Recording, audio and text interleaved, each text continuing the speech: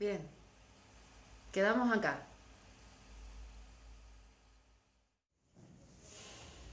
La Revolución de Mayo por todos estos motivos. Pero hay un desarrollo político posterior que tiene una influencia que es todavía más inmediata que la influencia filosófica.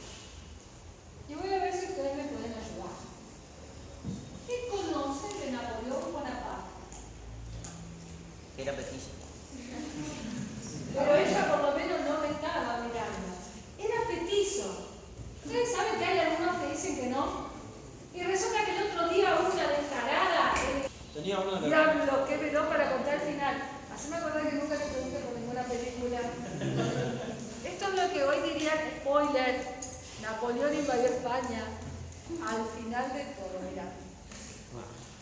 Tenía uno de los ejércitos más poderosos. Spoiler, tenía un ejército poderoso. ¿Pero qué pasó antes? ¿Qué Oh, pasó Paco, antes? Cuéntenme cómo pasamos de la Revolución Francesa y Robespierre cortando cabezas a que Napoleón invadió España. Joder, aten un poco la cuestión. A ver, Porque firma un pacto para pasar con sus tropas por España. otro que te pego. Pero ¿por quién era Napoleón? ¿Quién era? Aparte de que era petizo. ¿Quién era? No cómo era. Era petizo. ¿Pero quién era? Militar. Era militar. Era militar. Bien, ¿qué más? Estaba en algo parecido. En algo parecido. Era un consulado.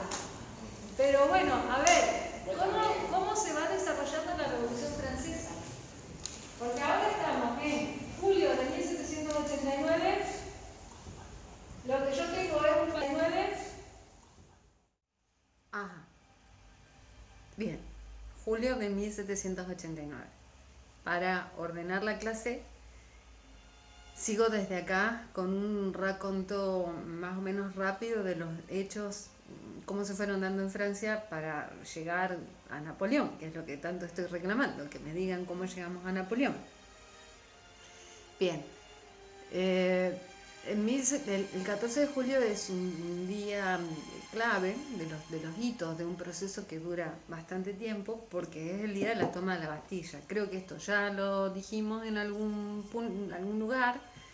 La toma de la Bastilla es un acto simbólico de una enorme fuerza que marca por primera vez a los reyes, si no estaban hasta ese momento completamente enterados de lo que estaba pasando y el mundo no estaba completamente enterado de la gravedad de lo que se estaba cocinando en Francia, específicamente en París. Bueno, ya ahora más o menos lo deben tenerlo más o menos claro.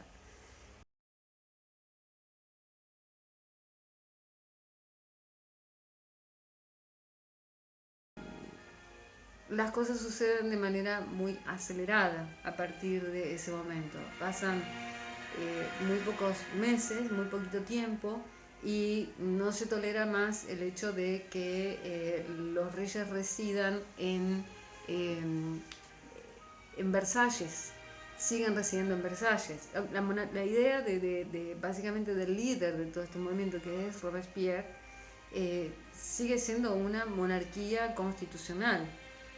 Y cuando los revolucionarios juran en aquel momento en el frontón de pelota que no van a parar y no van a cejar en sus esfuerzos hasta que Francia tenga una constitución, están refiriéndose a esa constitución, a una constitución que establece una monarquía de carácter parlamentario.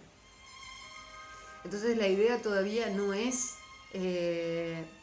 romper con el tipo de gobierno de una manera tan abrupta, tan radical como hubiera podido ser si en ese momento se hubiera planteado la revolución, la república. Todavía la república no se plantea. Pero la cosa sigue siendo cada vez de mayor tensión. Ya todo tipo de gesto por más inocuo que le parezcan a los aristócratas y sobre todo a los dos reyes, tiene una enorme repercusión. Hay una enorme propaganda en París.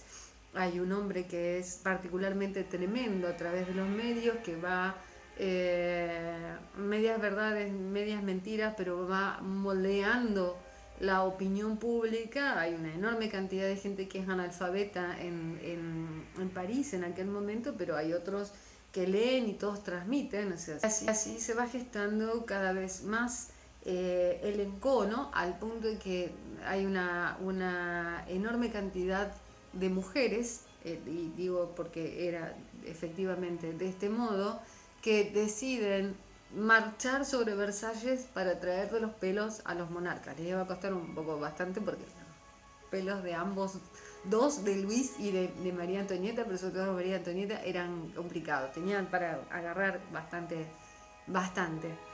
Y bueno, van, los reyes salvan por un pelín porque se escapan y finalmente terminan cediendo a la idea de trasladarse al Palacio de las Tullerías en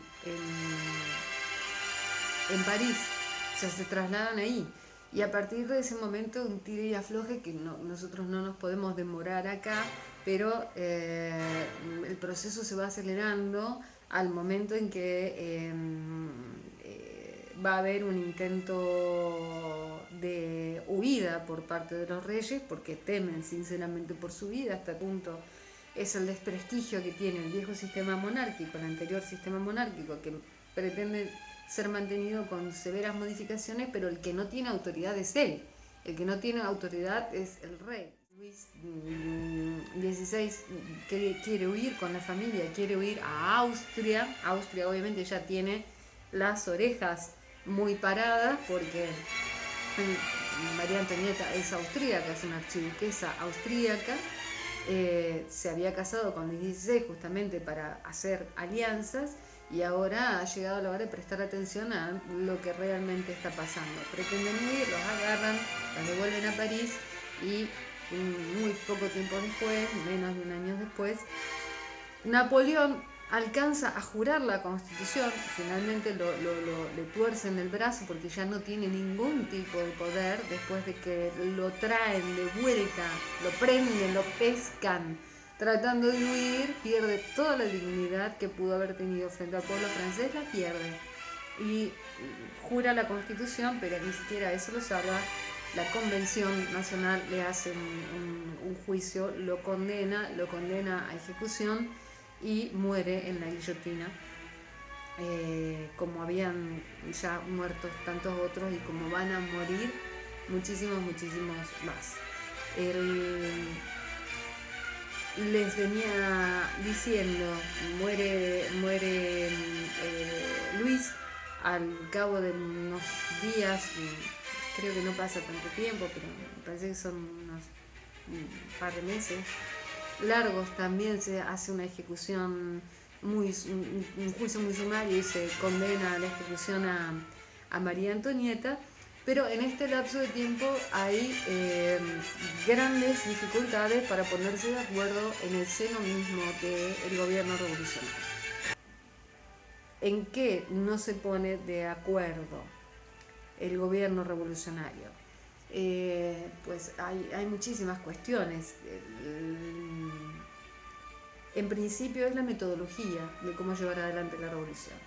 Esto no es nuevo, ha pasado siempre, y se llega a unos extremos de la mano de una figura que es Robespierre, que Maximilien Robespierre, que le decían los amigos Maxime, un abogado que era de una clase relativamente acomodada, y que parece que tiene una enorme capacidad de oratoria, y se eleva a él como uno de los grandes líderes de la revolución, al que pocos otros le pueden hacer sombra. Uno de los que le hace sombra es un tal Danton, y ahí empiezan, o sea, tenemos, mientras vamos todos tirando del mismo carro triunfal y estamos de acuerdo, está todo en orden y se pueden compartir, más allá de los recelos personales o de los egos que siempre existen, se puede compartir el escenario, pero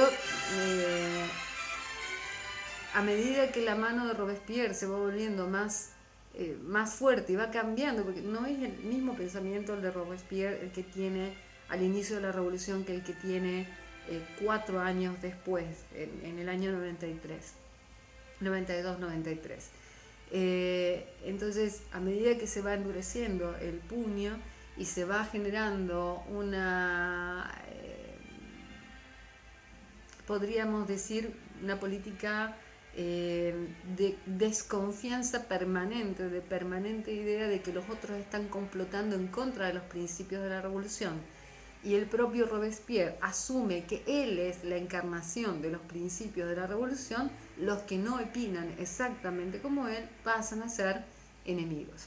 Entonces se genera la política, el llamado periodo del terror, que empieza siendo tremendo, y después de la ejecución de quienes habían sido líderes revolucionarios, como Danton, por ejemplo, o Hébert, son ejecutados en la guillotina por orden de Robespierre, se genera una especie de refuerzo, repotenciado terror, que le suele llamar históricamente el gran terror, y empieza a suceder algo que es normal: todo el mundo se siente en peligro. Y hay un proceso que no les voy a contar, porque les voy a recomendar que miren una película que es realmente extraordinaria, que se llama Danton. Está filmada por un director de cine que entiendo yo que puede entender los entresijos de la Revolución Francesa y los exabruptos de la Revolución Francesa. Bueno, pero voy a bajar un pelín, a ver, Dios, porque ahí está. Entiende bien lo que pasa en el sentido de tratar de plasmar el ideal revolucionario y las modificaciones sociales que se hacen como grandes invenciones que terminan resultando evidentemente eso, grandes invenciones que no cuelan, grandes invenciones injertos que no terminan de ser aceptadas por el cuerpo social francés, y que por lo tanto empiezan a generar rechazos y las distintas controversias. ¿A qué me refiero específicamente? Que André Baira, que es el director al que me estoy refiriendo, el director de esta película Danton, que se las recomiendo, y abajo les voy a poner el link, porque la encontré en YouTube y está en idioma original y subtitulada en español, mejor imposible. Es un director de cine que ha vivido el comunismo, que es una experiencia relativamente similar a lo que sucede en la Francia post-revolucionaria, ¿no? Después del no post-revolucionaria, sino la Francia del gobierno de la revolución. Como les decía, hay una mosca que la maté.